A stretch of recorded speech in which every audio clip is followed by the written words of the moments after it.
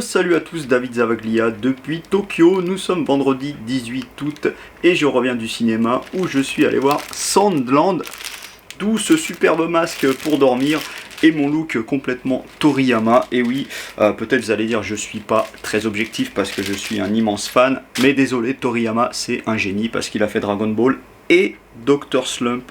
Dr. Slump beaucoup trop sous-estimé alors que c'est du génie.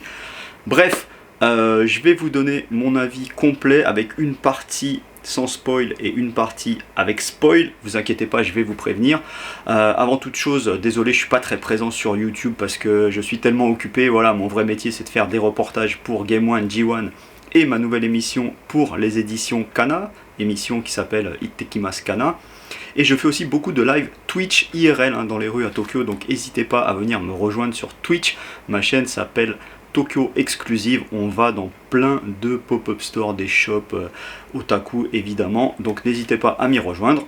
Alors Sandland, première chose que je veux dire, merci le Japon, parce que franchement quand on va au ciné au Japon, on se fait offrir des goodies de ouf. Alors ça c'est une carte Super Dragon Ball Heroes avec Belzébub le héros dessus. Et regardez-moi cette espèce de shikishi qui est pas tout à fait un shikishi, mais quand même c'est magnifique. En vérité, juste en revendant ça, je rembourserai largement le prix de ma place.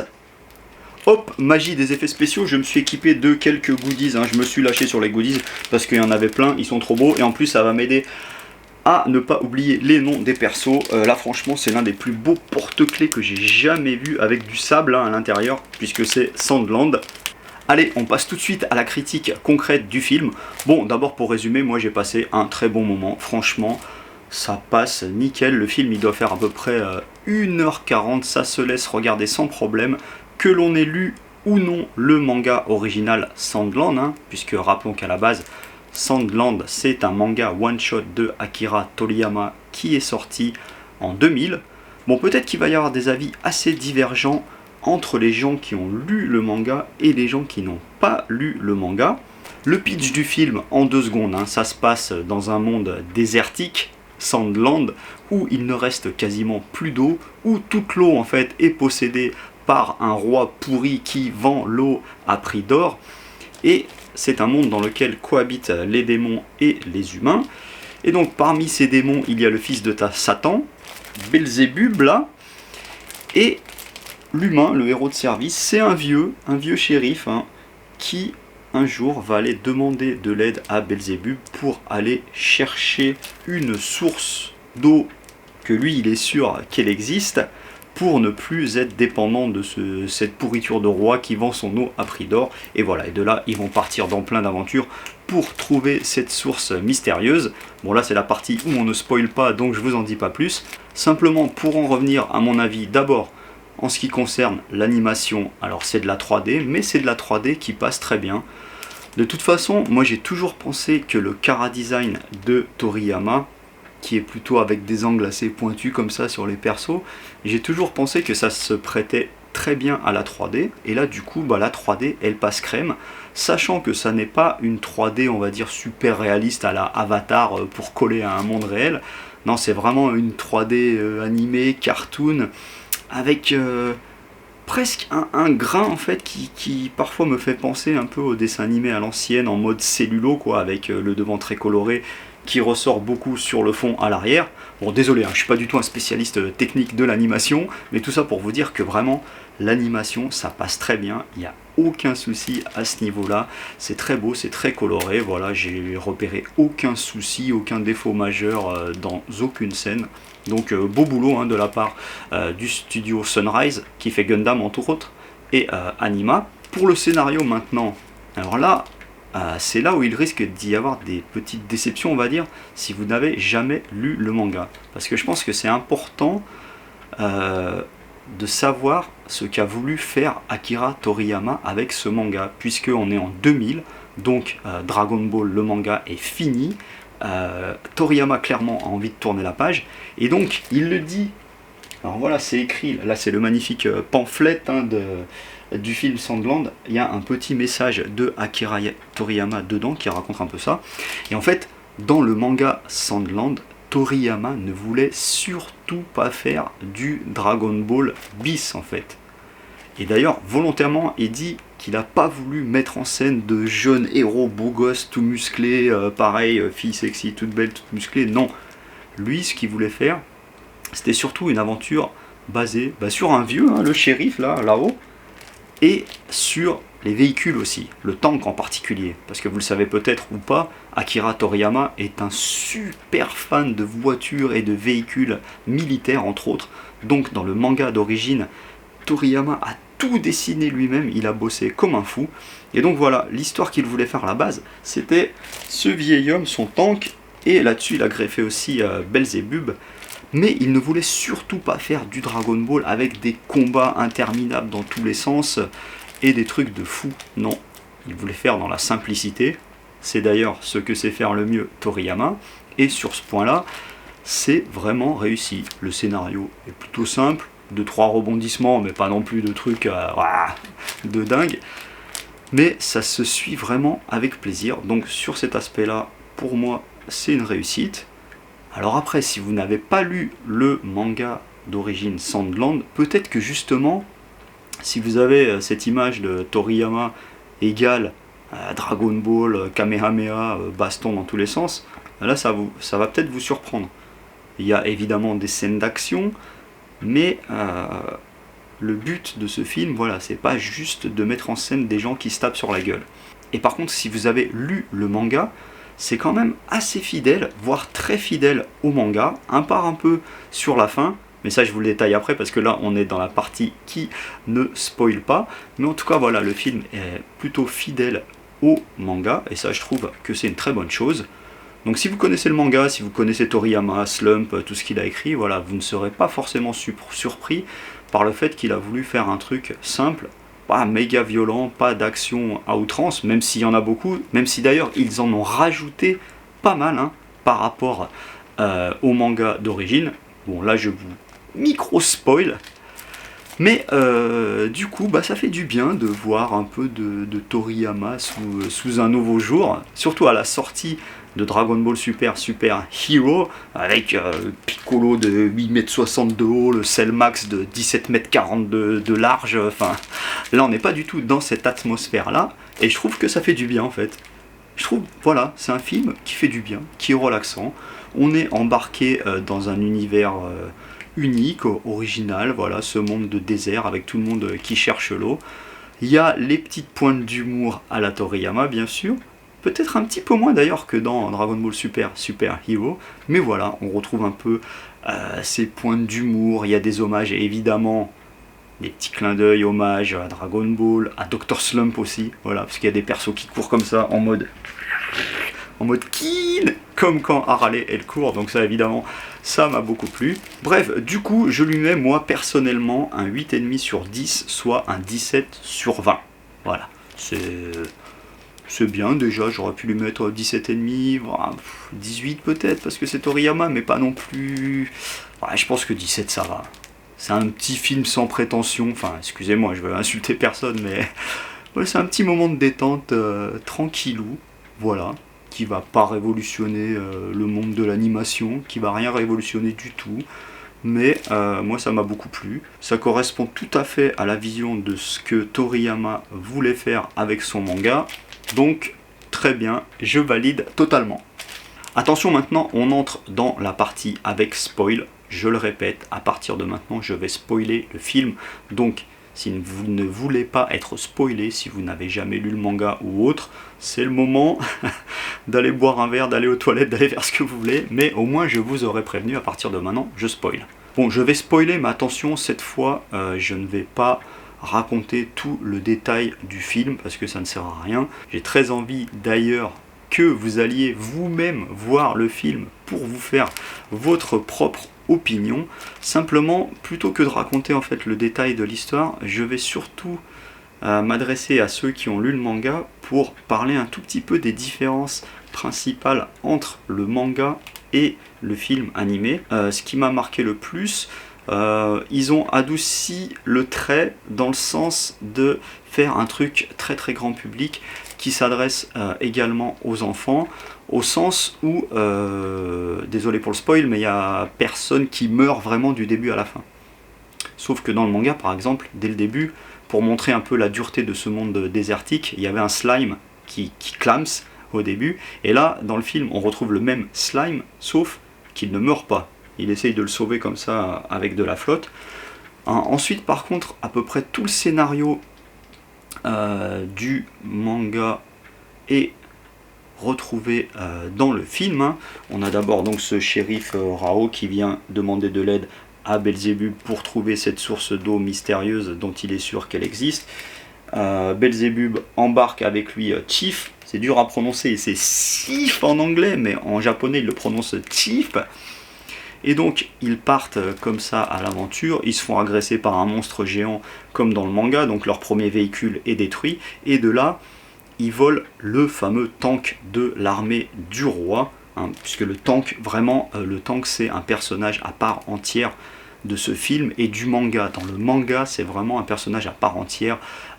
Toriyama a passé des heures et des heures et des heures à le fignoler, comme c'est tellement un fan de véhicules militaires, quasiment sans assistant il me semble, contrairement à Dragon Ball où il avait beaucoup d'assistants. Là il en a vraiment bavé, il le dit lui-même, qu'il s'est mis dans le pétrin tout seul, tellement il a voulu fignoler les détails.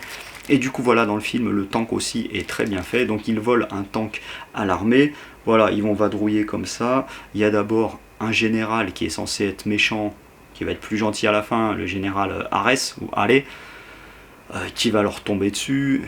Et ils vont se fighter un peu, ils vont se faire agresser aussi par les fameux swimmers, là, une bande de branquignoles en maillot de bain assez drôles qui vivent dans le désert avec des super pouvoirs. Il y en a un qui court vite, il y en a un qui voit loin.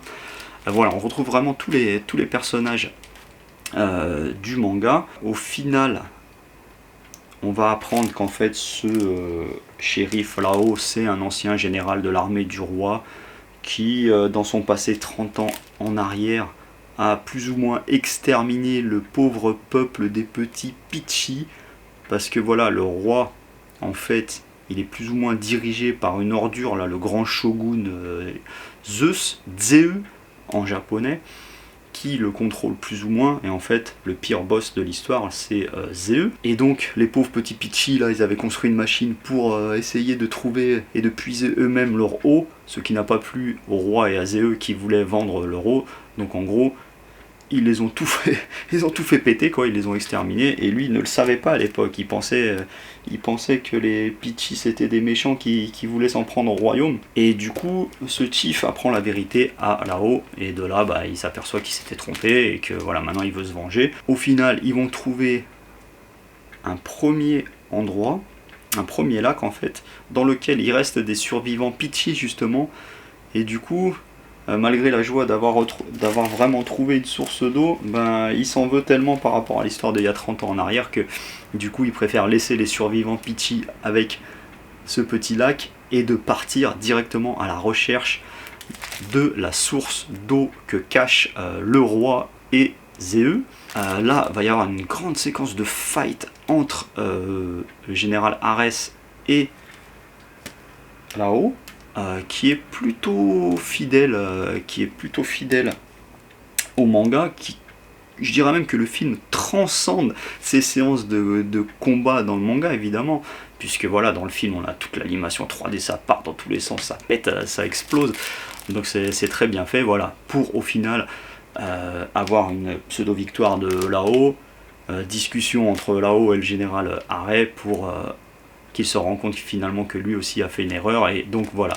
De là, le général Ares indique en gros le chemin de la source du roi à toute notre belle équipe de Belzébub là, et ils partent pour trouver cette source. Belzébub, lui, voilà, il a beaucoup aidé là-haut à se fighter contre les tanks, parce que il est capable d'entendre super loin, il est super fort, il peut soulever des tanks.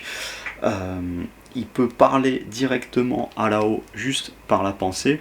Donc voilà, ses pouvoirs vont pas mal servir, il va se battre, voilà, pas non plus tout le long, mais il va se battre. Et puis voilà, il y a toujours des petites pointes d'humour entre les deux là qui veulent toujours conduire les véhicules.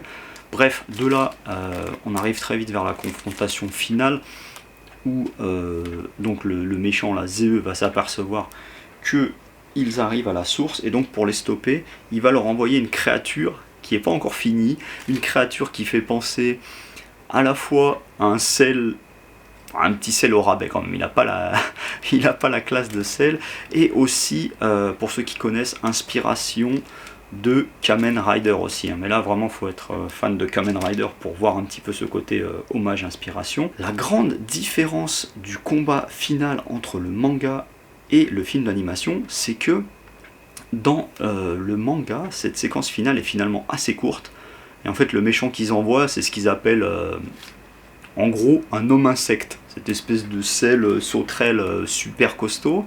Dans le manga c'est simple, il y en a un seul, et il se tape quelques pages et c'est fini. Et du coup là, même moi, malgré le fait que je puisse comprendre que après Dragon Ball il voulait pas trop faire de baston, quand même j'ai trouvé que ça se finissait un peu vite, et je pense que tout le monde a trouvé ça un peu rapide aussi dans le manga, et donc je pense que Toriyama, voilà, au moment du film ils ont dû se mettre d'accord pour développer un peu ça. Du coup là, Belzébub se bat contre une armée de ces hommes insectes. Donc voilà, au début il se fait un peu défoncer comme dans le manga, il se fait transpercer comme dans le manga, et de là il s'énerve. Alors il n'y a pas une super transformation, super guerrier, tout ça. Il passe quand même un peu en beast mode, on va dire, hein, pour rebondir sur le film Dragon Ball Super Super Hero, donc il devient bien vénère. Mais voilà, la différence énorme, c'est qu'il se tape contre genre 6 ou 8 hommes insectes, alors que dans le manga, il se tape contre 1. Mais ça, c'est pas pour me déplaire, hein, parce que quand même, moi j'aime bien la baston quand même dans les films d'animation, donc là, on est servi. Et donc voilà, il se tape avec les insectes, il passe en mode beast, et du coup, il les explose, mais sans les tuer, parce qu'il veut tuer personne. Belzébub, malgré le fait que ça soit le fils de Satan, il n'a jamais tué aucun humain, donc là, pareil, il veut pas tuer ces insectes, sauf que le grand méchant, Zeus, il a caché des bombes à l'intérieur de ces hommes insectes, donc il fait tout péter, et là Belzébub est KO, et de là va y avoir un combat entre Lao, le shérif, et le fameux méchant Zeu, qui là aussi est beaucoup plus développé, ça dure beaucoup plus longtemps, il y a beaucoup plus de scènes, des scènes qui ne sont pas du tout dans le manga, scènes de combat rajoutées pour avoir vraiment ce face à face entre Lao, qui regrette tellement ce qu'il a fait il y a 30 ans et qui veut se venger de celui qui l'a forcé à faire ça, donc le Zeu, pour finir quasiment en mode western, mais voilà, western spaghetti, le bon, la brute et le truand, voilà, bon vieux duel au gun. Et là, Lao est à 2 doigts de perdre, sauf intervention de Général Ares, là, allez, qui va exploser la coque de Zeu, puisque Zeu est plus ou moins transformé en cyborg, là, un cyborg qui flotte là. C'est à ce moment-là que donc Lao se fait sauver la peau par Zeu, sauf que dans le manga, on voit Général Zeu là, le shogun là, qui et bah, il explose au sol. Donc a priori il clams dans le manga, et là dans le film d'animation, et ben Lao il va vers lui, il pointe son gun comme ça. Il fait comme s'il allait le buter, il tire, mais en fait il tire à côté de sa tête, et donc il l'épargne. C'est la grosse différence, voilà, entre manga et ce film d'animation. Dans le film d'animation, personne ne meurt, voilà, hein, c'est pour que ça soit ultra grand public. Et voilà, de suite à ça, bah, ils font péter l'immense barrage qui retenait en fait toute la flotte que le roi Zeu cachait à tous les habitants de Sandland, hein, qu'ils soient hommes ou démons. Alors ils n'arrivent pas à faire péter le barrage au début, et du coup il y a les fameux swimmers, là, les branquignoles, il y en a un qui a un gun énorme et qui vient leur donner un coup de main, et de là voilà, ça finit à peu près comme dans le manga. Ah, autre changement, mais ça à mon avis c'est surtout des histoires de sponsors potentiels ou pas. En fait, au tout début du film, pour convaincre Belzébub de l'accompagner dans son aventure, là-haut il lui offre une console de jeu, une PlayStation 6 avec le jeu Dragon Quest 13. C'est vraiment écrit directement comme ça dans le manga. Mais ça, évidemment, dans le film d'animation, pour cause de copyright ou de pas faire de pub à PlayStation ou qui que ce soit, ça devient une console de jeu totalement lambda. Voilà. Et ben écoutez, j'ai qu'une chose à dire. J'espère qu'il va sortir en France, en Europe. Allez le voir par vous-même pour vous faire votre propre opinion. Très franchement, on passe un très bon moment. Vous ne regretterez pas d'avoir mis votre argent dans ce film. À mon avis, ça va faire beaucoup moins débat que Dragon Ball Super Super Hero, mais après tout c'est totalement normal puisque là il s'agit tout simplement d'un one shot, donc il n'y a pas toutes ces histoires d'héritage Dragon Ball, de canon, pas canon, et de toutes ces conneries dont en fait on se fout un peu quand même. Tout ça pour dire, lisez le manga, allez voir le film, mais s'il vous plaît, lisez le manga aussi Sandland, je trouve que c'est très important pour pouvoir comparer le manga et le film d'animation.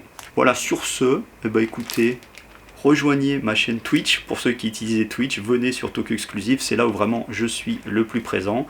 Regardez mes reportages gratuitement sur tous les réseaux sociaux de Game One et G1, hein, Twitter, Insta, Facebook, TikTok, c'est gratuit, vous avez juste à les liker et les partager. Et pour ce qui est de YouTube, eh ben, n'hésitez pas, posez un petit like, lâchez un commentaire et surtout abonnez-vous à la chaîne. Os